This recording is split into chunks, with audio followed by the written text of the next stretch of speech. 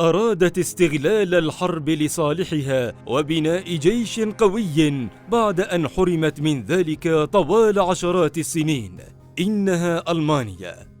في هذه الأيام القليلة من الأزمة الروسية الأوكرانية شهدنا عدة تطورات سياسية واقتصادية في مختلف الأصعدة، ولكن كلمة المستشار الألماني أولاف شولتز يوم الأحد الماضي كانت بمثابة صدمة سياسية لم يكن أحد يتوقعها، حتى بوتين بنفسه.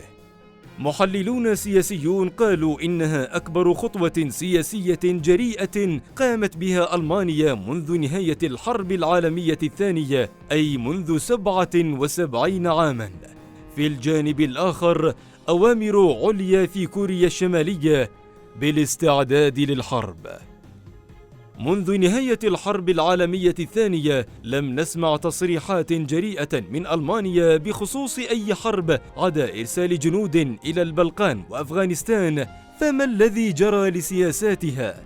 قبل تصريح ألمانيا الأخير كان موقفها يعتبر حياديا نوعا ما بسبب المغريات الروسية لألمانيا، وعلى رأسها خط الغاز نورد ستريم 2 الممدود من روسيا إلى ألمانيا لمدها بالغاز المسال بتكلفة أقل من الغاز الأوروبي بما يقارب 4 أضعاف.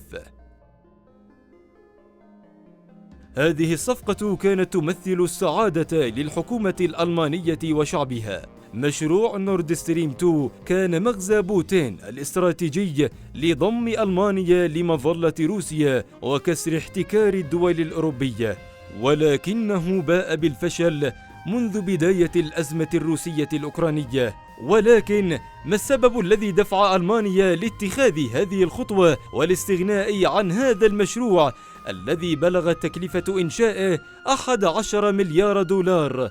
كان الجيش الألماني بقيادة أدولف هتلر الذي ترأس ألمانيا عام 1934 ثاني أكبر جيش في التاريخ من ناحية عدد الأفراد. بعد الحرب العالمية الثانية فرضت عقوبات قاسية على ألمانيا، منها تخفيض القوة العسكرية ليصل عدد الجنود إلى 100,000 جندي فقط، ولم يسمح لألمانيا بامتلاك أي مركبات عسكرية ثقيلة أو دبابات، وتقليص القوة البحرية إلى 6 بوارج حربية فقط، وألا تمتلك أي غواصات مطلقاً. ولكن المعادلة تغيرت اليوم. يتكون الجيش الألماني حالياً من 184 ألف مقاتل و209 طائرات مقاتلة و55 مروحية هجومية و36 طائرة تدريب و266 دبابة و12 فرقاطة عسكرية و6 غواصات.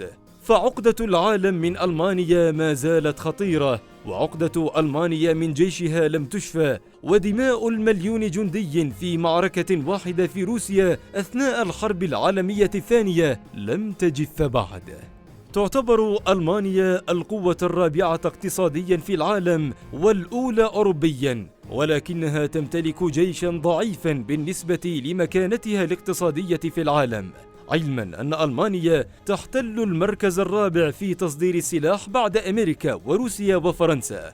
السبب الحقيقي الذي دفع بألمانيا للخروج من على سكة الحياد والإضرار بعلاقتها مع روسيا وإفشال مشروع نورد ستريم 2 الذي لطالما انتظروه هو ما أوضحته كلمة المستشار الألماني أولاف شولتز بتصريحات تخلد في تاريخ ألمانيا.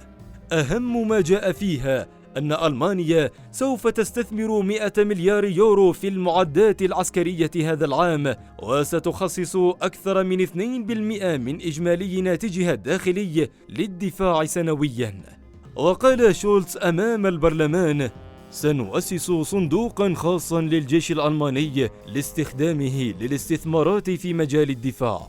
وهذا بعد أن دفع غزو روسيا لأوكرانيا أكبر قوة اقتصادية في أوروبا إلى تغيير سياستها العسكرية.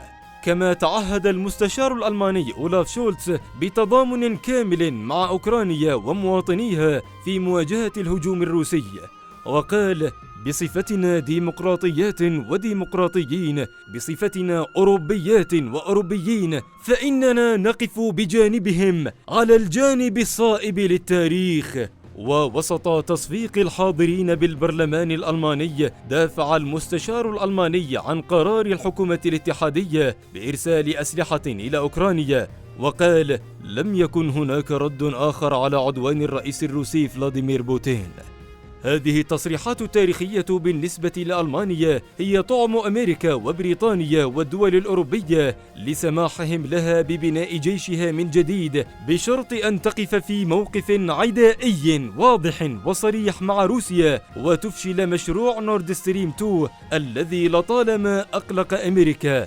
لننتقل الآن إلى كوريا الشمالية، وما بال سكوت زعيمها كيم جونغ أون الذي ينتظر بفارغ الصبر شرارة حرب ليدخل المعركة بأسلحته المرعبة؟ ربما اشتعلت شرارته وبات يستعد للقتال.